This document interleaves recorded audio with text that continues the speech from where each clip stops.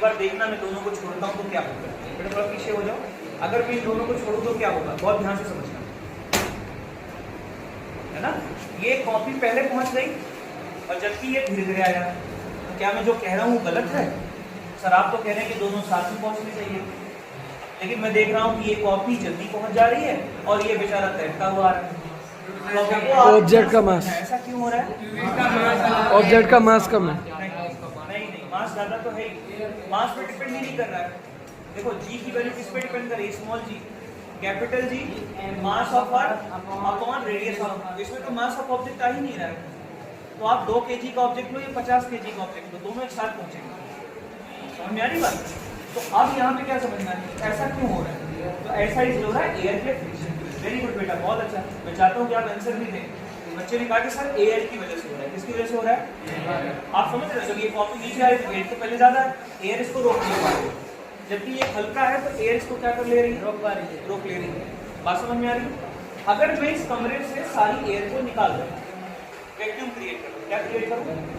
Vacuum का मतलब वहां पे कोई भी मीडियम ना हो। तो ऐसे केस में क्या होगा, ऐसे केस में क्या होगा, इन दोनों को अगर मैं छोड़ूंगा ना, तो दोनों एक साथ जाकर के नीचे, इस कंडीशन को कहते हैं फ्री फॉल। क्या कहते हैं? Free fall. What is the free fall? Free fall is the situation at which in which both heavier and lighter object feel same gravitational pull।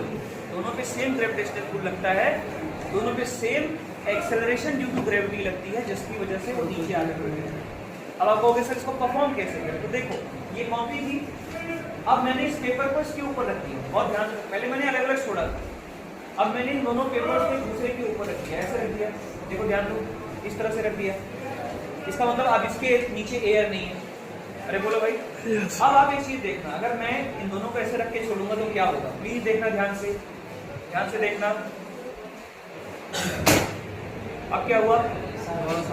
दोनों साथ गिरे। पहले क्या हो रहा था, फिर से देखना, मैं दोनों को छोड़ रहा हूँ, एक पहले एक बाद में। ये हमारा फ्लोट करता हुआ आ रहा है, क्यों? क्योंकि एयर इस पे क्या लगा रही है, फोर्स लगा रही है। लेकिन अगर मैं इसके ऊपर रखूं तो अब इसके नीचे तो एयर नहीं रह गई, इसके नीचे बेशक है।